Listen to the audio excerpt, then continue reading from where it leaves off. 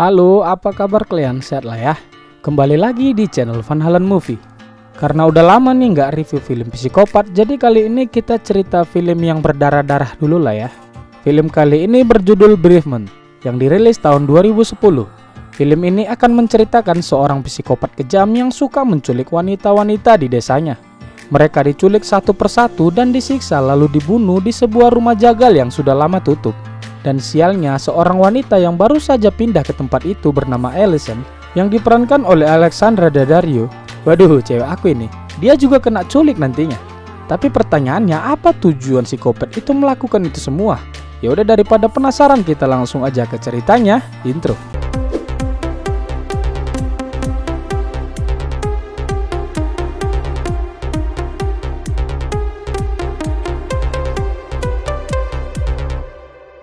Film dibuka memperlihatkan seorang anak kecil bernama Martin sedang duduk bermain di ayunan halaman rumahnya. Ibunya sedang berada dalam rumah sibuk mengobrol dengan temannya. Ternyata ibunya menjelaskan anaknya si Martin yang di luar itu memiliki kelainan yang disebut dengan SIPA. Jadi SIPA ini adalah kondisi di mana penderitanya tidak dapat merasakan rasa sakit apapun. Kondisi ini sangat berbahaya apalagi Martin itu masih kecil. Dia bisa saja melukai dirinya sendiri tanpa merasakan sakit. Contohnya nih ya, dia lagi gigit jari, terus karena nggak ngerasakan sakit, dia tiba-tiba menggigit jarinya sampai habis. Nah kan aneh penyakit seperti ini.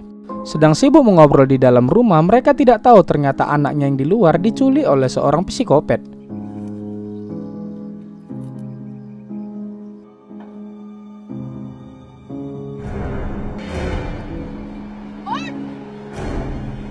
Kemudian Martin dibawa ke sebuah gedung gelap yang mengerikan, di mana di dalam sana sudah ada seorang wanita yang dibekap dan akan disembelih di situ. Di depan Martin, wanita itu dibunuh secara tragis.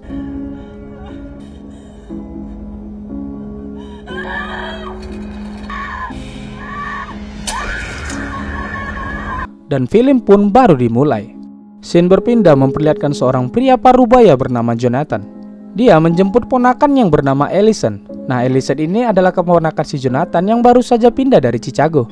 Kedua orang tua Allison baru saja meninggal dan pamannya sekaranglah yang menjaga Allison.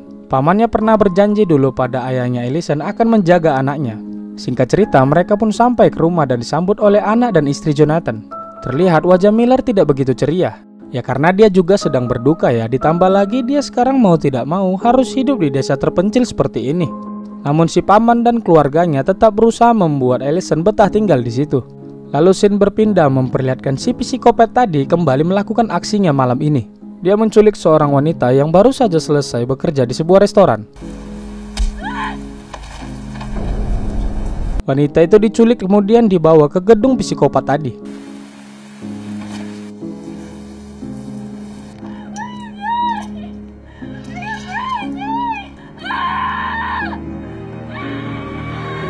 Keesokan paginya, Allison memulai harinya dengan berjoging mengelilingi desa. Selagi dia jogging, dia melihat ada seorang anak kecil berada di dalam gedung sedang mengintipnya dari jendela. Dia merasa aneh tapi menghiraukannya dan melanjutkan joggingnya kembali. Ternyata bocah itu adalah Martin yang diculik tadi. Karena terlihat dari ciri-cirinya, dia tertusuk kaca namun biasa aja, nggak ada merasakan sakit apapun. Allison kemudian melanjutkan joggingnya dan hampir saja dia ditabrak oleh sebuah truk. Hal itu karena memang dia yang salah ya, ngapain juga dia di jalan lintas jogging, kan bahaya kali. Kemudian seorang pria bernama William melihat Allison terjatuh dan langsung menolongnya. Untungnya Allison baik-baik saja. Mereka kemudian mengobrol dan tampaknya si William suka dengan Allison. Dia menawarkan Allison untuk mengantarnya pulang karena melihat Allison terluka. Allison pun menerimanya, lalu William mengambil motornya dan terlihat wajah si Allison ini berubah ya kan. Ya mungkin pikirnya diantar pakai motor butut. Malas sekali lah, harusnya kan NMAX atau Aerox ya kan. Tapi dia akhirnya mau ya, karena apa? Karena William itu ya good looking. Tak lama kemudian mereka pun sampai ke rumah. William menyuruh Allison menyimpan helm yang diberikan karena besok rencana mungkin ya dijemput lagi lah ya. Paman Allison melihat mereka namun sedikit tidak senang ya. Tapi dia tidak mengambil tindakan dan diam saja. Kemudian scene berpindah lagi memperlihatkan wanita yang tadi diculik. Ternyata dia tidak sendiri di situ. Di bilik sebelah ada juga seorang wanita lain yang sedang dikurung. Tak berapa lama kemudian si psikopat itu datang dan berencana mengeksekusi wanita yang di sebelahnya. Dia memanggil Martin untuk membantunya menghabisi wanita itu.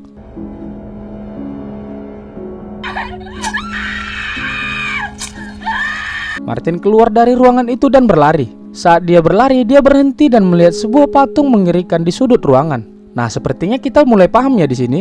Kayaknya si psikopat tadi itu adalah salah satu penganut sekte sesat atau penyembah setan lah kita bilang. Kemudian Martin dikurung dan dihukum karena tidak menuruti perintahnya. Lalu dia pergi ke dapur untuk menyiapkan air panas buat Martin. Nah, di situ dia didatangi oleh sosok bayangan yang mengerikan.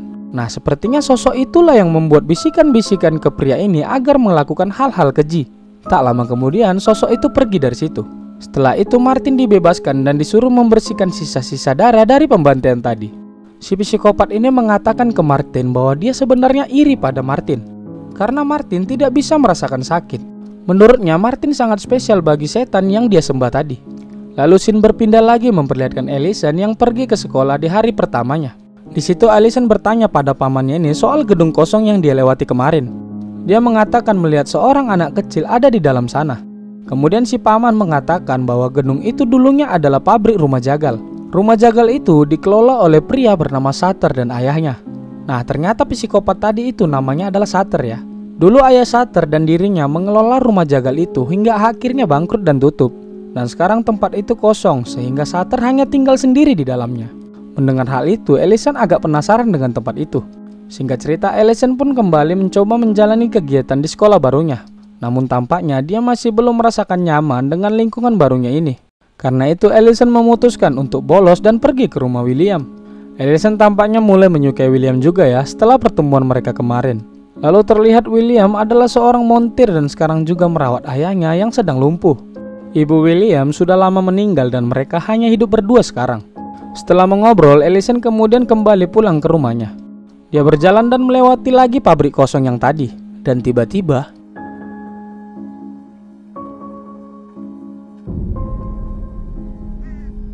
dia melihat Sutter sudah berdiri memandangnya. Dia pun langsung mempercepat langkahnya dan pergi dari situ.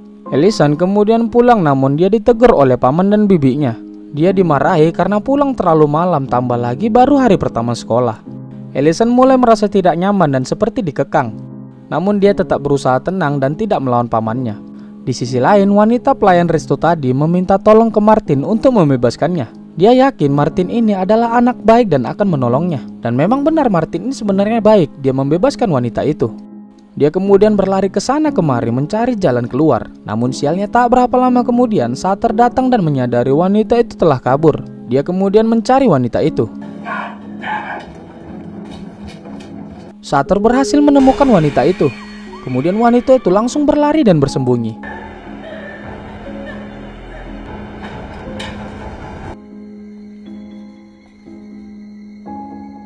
Saat akan menyerang Sutter dari belakang, dia gagal dan membuat dirinya dalam bahaya. Sutter langsung menggantung wanita itu dan menyiksanya. Dan secara kejam dia memasukkan wanita itu ke tungku perapian dan membakarnya hidup-hidup. Anjir, kejam gak itu? Setelah itu dia kembali memarahi Martin atas apa yang dia lakukan. Dia menyuruh Martin menuruti perintahnya jika dia tidak ingin celaka. Keesokan paginya, Allison yang baru saja pulang sekolah bertemu dengan William. Nah, kali ini William lebih keren ya. Dia membawa mobil sport untuk menjemput Allison. Otomatis Allison langsung berangkat ngedate dong bareng William. William mengajak Allison makan malam bersama dan menonton layar tancap. Dan karena terbawa suasana romantis, mereka pun kemudian berencana melanjutkan ke tahap selanjutnya. Ya you know lah ya. Tapi tiba-tiba pamannya datang dan langsung memarahi Allison.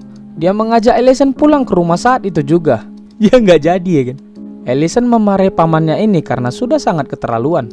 Karena menurut Allison dia berhak memilih dekat dengan siapapun yang dia mau.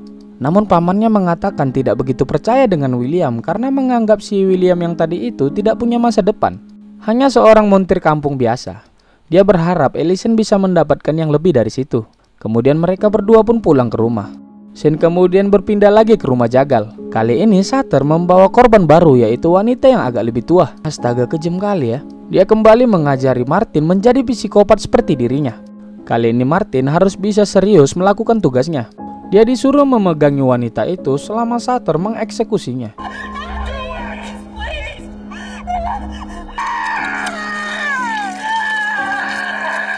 Setelah dari situ Martin dicuci bersih dari sisa penyiksaan tadi. Lalu sosok iblis itu muncul lagi di belakangnya. Nah, di sini mulai ketahuan kenapa dia membunuh para wanita-wanita tadi. Hal itu merupakan tebusan atas apa yang ayahnya lakukan dulu. Jadi mungkin dia dan ayahnya dulu adalah penganut sekte gelap dan membuat mereka harus memberikan korban pada iblis itu. Di malam harinya Martin mulai bermimpi. Di mimpinya dia didatangi oleh iblis.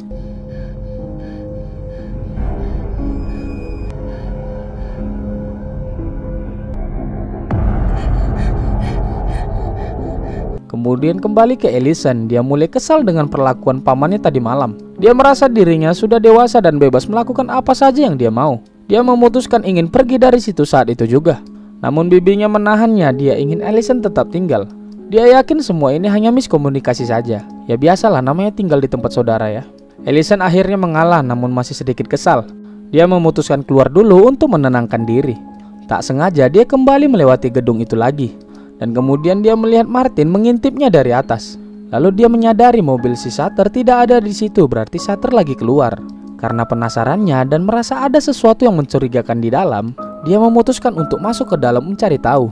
Wah, lantang ngapailah di Allison ini masuk ke dalam? Udahlah, mati lah dia nanti ya. Kemudian dia menelusuri lagi hingga ke dalam gedung. Di dalam dia melihat banyak bercak darah dan peralatan untuk penyiksaan. Di situ dia juga menemukan berkas-berkas orang hilang di beberapa waktu terakhir. Dan di berkas ini tampaknya semua adalah korban-korban si Sutter ya. Lalu dia melihat berkas Martin dan menyadari bocah yang dia lihat tadi adalah korban penculikan. Kemudian dia mencari keberadaan Martin.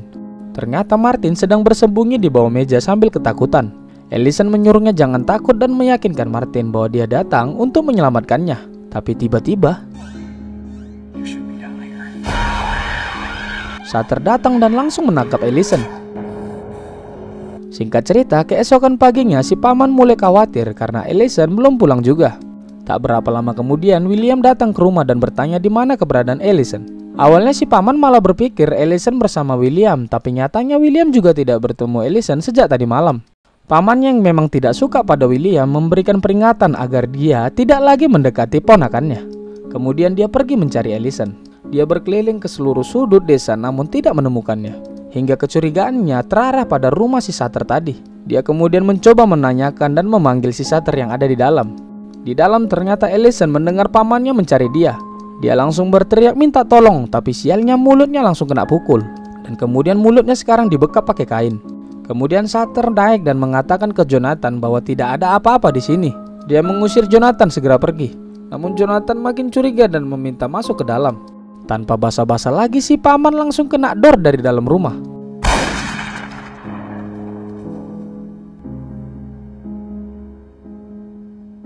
Karena merasa terlalu berisi, akhirnya dia memasukkan si Allison ke ruangan pendingin yang kedap suara. Allison sangat ketakutan apalagi dia melihat jasad korban dari Sutter disimpan di situ. Allison berteriak-teriak sekuat tenaga, tolong, tolong. Namun percuma karena ruangan itu kedap suara. Masa dia bilang tolong? Help, help gitu katanya. Tak berapa lama kemudian William lewat dan melihat truk si paman terparkir di situ. Dia merasa curiga dan memutuskan mencari ke dalam.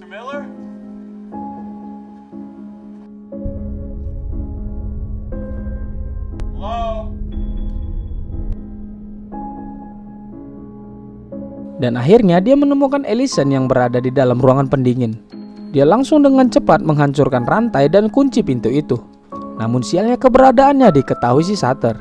Allison berusaha memperingatkan Martin agar melihat ke belakang, namun percuma karena suaranya tidak terdengar. William dipukul pakai sekop sampai mati. Allison menangis sejadi-jadinya di dalam dan sangat ketakutan. Setelah melakukan banyak kejahatan, Sutter merasa sangat bersalah. Dia ingin menolak bisikan-bisikan iblis dalam pikirannya. Dia kemudian menghancurkan patung kepala kambing yang ada di situ.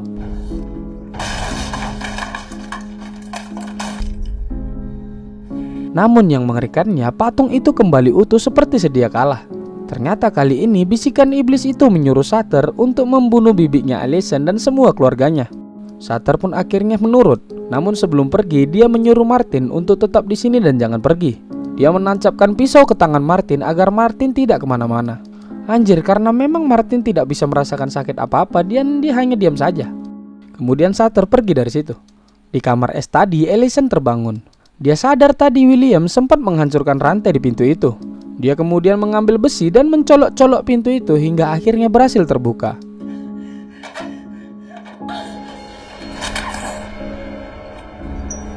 Allison berlari keluar dan menemukan Martin yang sedang diam dalam keadaan tangannya tertusuk di meja. Allison mencabut pisau itu dan mengikat lukanya. Kemudian dia menggendong Martin pergi dari situ. Di sisi lain, Sutter sudah sampai ke rumah keluarga paman Allison. Dia kemudian masuk ke dalam, mendorong bibi Allison dan menusuknya sampai mati. Anaknya ketakutan dan berlari ke dalam kamar. Setelah membacok isi bibi, dia membakar rumah itu agar seolah-olah mereka semua mati karena kebakaran.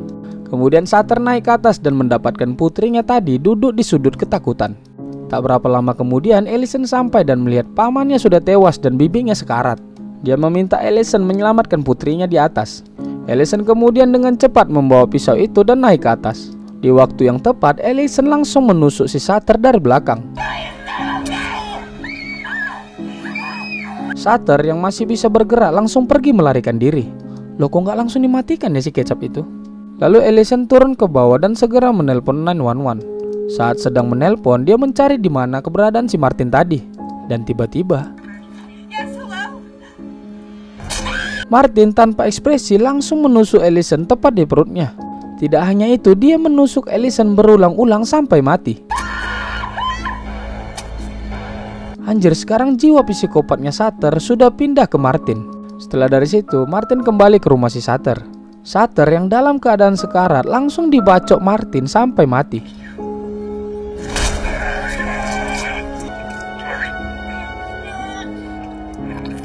Keesokan paginya, polisi datang dan menemukan rumah Allison sudah hangus terbakar. Di situ dikatakan mereka menemukan 4 mayat, yang artinya berarti semalam anak perempuan mereka juga sudah tewas ya. Polisi tidak menemukan bukti apapun dari kejadian ini. Lalu diperlihatkan Martin mulai membangun kembali patung iblis tadi. Bisa kita ambil kesimpulan, tampaknya Martin akan menjadi penerus Sutter, menjadi psikopat yang meneror desa itu nantinya. Dan film pun selesai. Oke, gimana? Serem ya? Ya sih, jadi film bertema gore kayak gini tuh gak terlalu ngasih cerita gimana-gimana ya. Paling scene yang sadis dan suasana yang menegangkan aja. Bagi kalian yang suka film jenis kayak gini ya, recommended lah buat ditonton. Oke, sekian dulu film dari Braveman tahun 2010. Sampai jumpa di video selanjutnya. Bye.